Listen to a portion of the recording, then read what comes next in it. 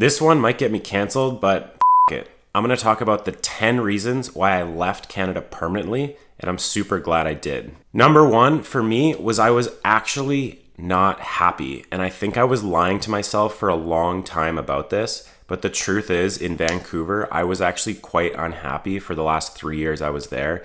And I wasn't actually 100% sure why that was. But it took me a while to realize that this just wasn't the place for me. Without putting any reasons behind it, which I'm going to get into, I just didn't feel like it was my kind of place anymore. So I needed to leave, and I did, and I'm super glad I did. So that's reason number one. Reason number two is an obvious one, but it's the weather. And I think this is something that a lot of Canadians can relate to, is we usually go through at least, 4 to 6 months of pretty tough weather for a lot of the year.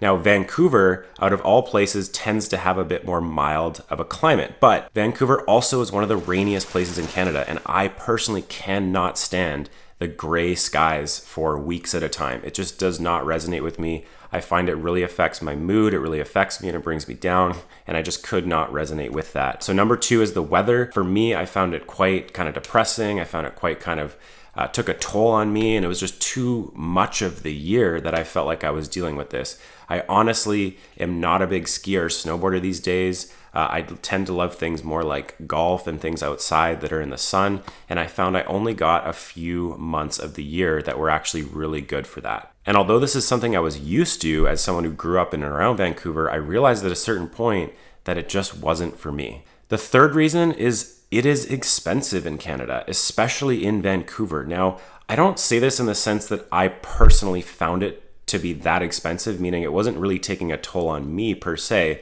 but what it does do is something really interesting. And in Vancouver specifically, things have gotten really expensive in recent years. And what I've found is a lot of the people I love and care about have actually left the city so that they can have more space and have a bigger property. And so what happened is people just disperse everywhere, and no one's really close to each other anymore. And a lot of people are living on the outskirts of the city. And another effect that has is, like, when I went to Calgary, for example, which is quite affordable, is everyone had like big 2-bedroom apartments. And what that led to was people would really host others. They would host friends over, they would have a party, a get together, a big dinner, and they'd have a big dining table and a big space where they could do that. In Vancouver, it felt like everyone was living in shoeboxes and no one could really host. And perhaps it was just, my age range and the people that, were my age around me and things like that. But it didn't really seem like a lot of people had nice big places. And it didn't really seem like a lot of people liked where they lived. It felt to me like people are kind of working just to pay for rent, just to live in this city that they love or claim to love, or maybe they just don't know any better. But real estate is a big problem there. I felt like a lot of people are really just living to pay rent, and rent is the most expensive thing, and nobody's really in a place that they love or they're happy in. And so a lot of people are just kind of leaving, and it creates this environment where it's like everyone's really spread out because it's expensive, and it seems like it's more of a city catered towards the rich these days, and it's lost a little bit of its culture in a sense. Now, the third reason I left Canada is for tax reasons. A lot of people in Canada love to say, well, what about the social services? What about the healthcare and all this stuff? Your healthcare is not free. You pay 30 to 50% of your income in tax to the government, one of the least efficient financial systems around, one of the worst organizations at deploying capital possible. Your healthcare is not free. I was still paying a monthly fee for my healthcare. It was only like $35, but you pay for your healthcare in taxes. So I was paying 50% of my income in tax in Canada. I've structured my life now where I pay an effective tax rate of less than 5%. So not being in the Canadian tax net actually makes me a significant amount of money. Now, I'm not going to get into how much I earn, but for me, that's a growing number. And so for me, the tax system was one of the biggest burdens I found in Canada that I've been able to get out of, and it's saved me a lot of money. So even though you pay a lot of tax in Canada, you do get more social services.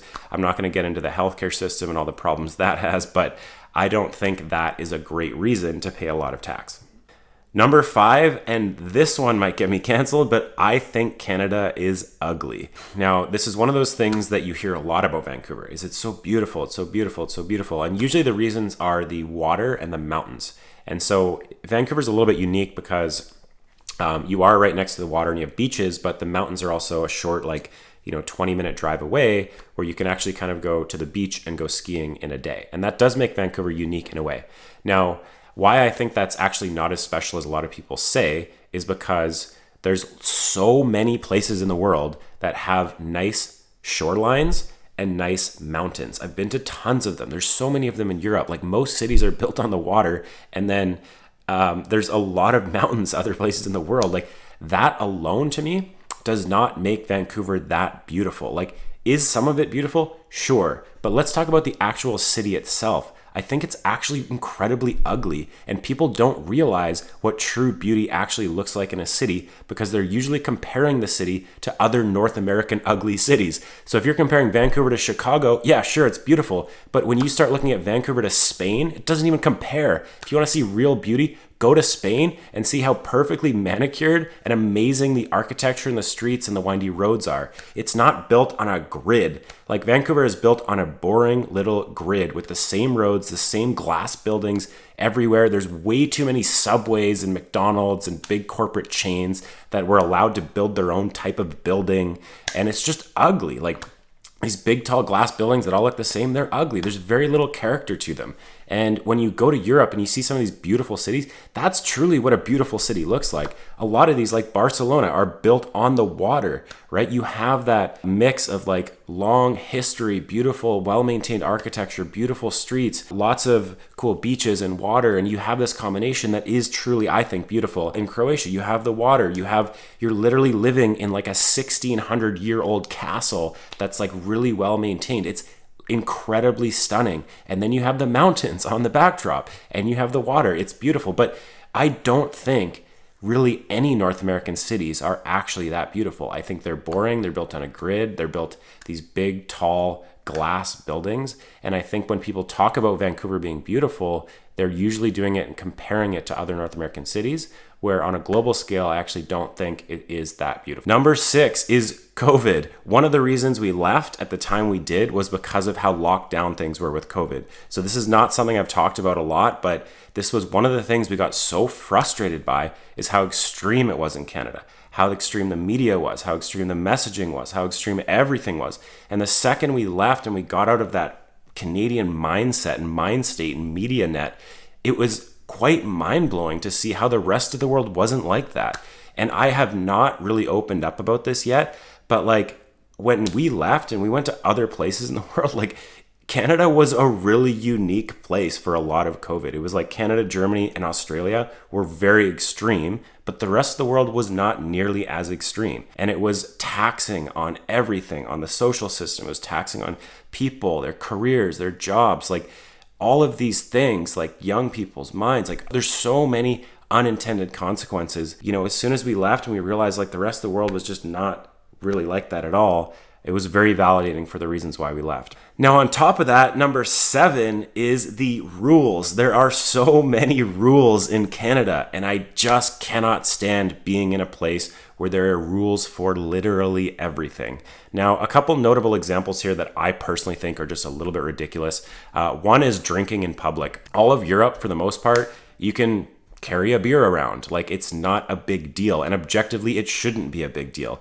But in Canada, I remember as a kid when we were like, 18 years old, we'd have like a beer down at the beach and the cops would make us like stand up against the fence and like, what are you doing? And they're doing this whole rigmarole. I'm like, this is just crazy to me. Like if you walk into a bar and you have a beer and you walk outside the bar, you can get arrested for that. And the bar can lose its license. Like what are people thinking? Like that's so ridiculous to me. Another thing is like the speed traps where like the cops will stand in this area where the speed limit is obviously too low. It's like 50 kilometers an hour when it should be 70. And they just stand there ticketing people like idiots, like just because they have to meet their quotas for the government. That is ridiculous to me. Like I cannot stand the rules and all of these cash grabs that Canada has. Like it's just kind of people accept it because they've been there for so long and it seems normal. But like that is not normal in a lot of places. A lot of the world does not treat their citizens that way. They're not just trying to extract as much money from them as humanly possible and creating all these like objectively stupid rules that people buy into and just think are normal. They're not normal. So that's just me. I can't stand too many rules. But number 8 is politics. I felt like, especially during COVID, what happened in Canada was really disheartening to me. I felt like it was dividing people. I saw families break up. I saw friends break up. I saw people fighting online every single day. I saw the media get really extreme. For the first time in my life, I felt like the Canadian media was incredibly biased. I always looked at the American media and I saw how polarizing it was. And I thought, that's so toxic. I'm really glad Canada isn't like that. I do not feel that way about Canada anymore, especially viewing it as an outsider now. I really genuinely feel like Canada has gone in the direction of the US with the polarizing media presence. And I really, really am disappointed about this in Canada because I always thought, our media, it seems quite fair a lot of the time. Now, not always, but in relation to the United States, it always felt like it was a little less biased, a little less extreme, and a little more fair.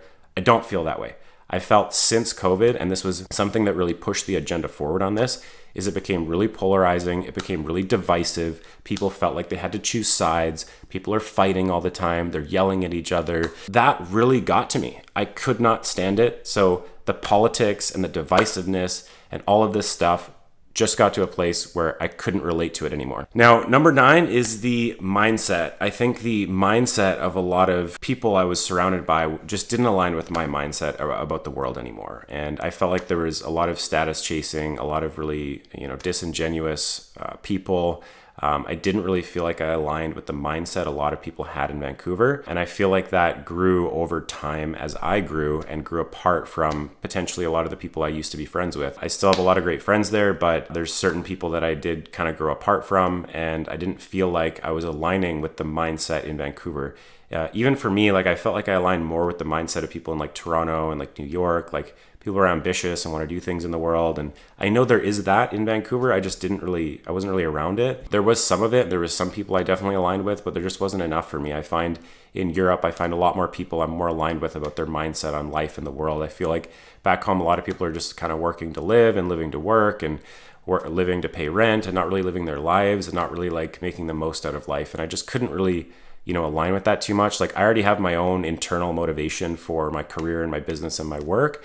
And I want to be around more of a European lifestyle and a European mindset. I find that a little more calming. I feel a little bit more at home here.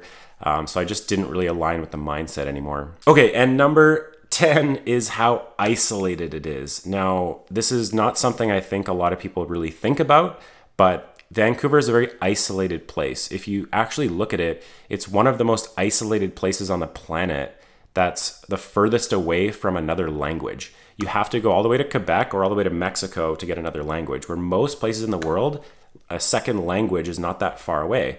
And so when you're talking about Vancouver specifically, if you want to go anywhere, you pretty much have, one option, which is Seattle. You can go to Seattle, is the next closest major city, or you could go to like Calgary or Edmonton, but those are pretty far away and not really cities you typically want to visit that often. And so you're really isolated. Like when you're here in Europe or even like, in metropolitan United States on the east side, there's a lot around you. There's a lot of places you can go and places you can visit that are just a short flight away, especially in Europe. If I want to go to like a Formula One event in Spain, I can hop on an hour and a half plane, go to Barcelona, go to that event, come back here to Portugal where I am now.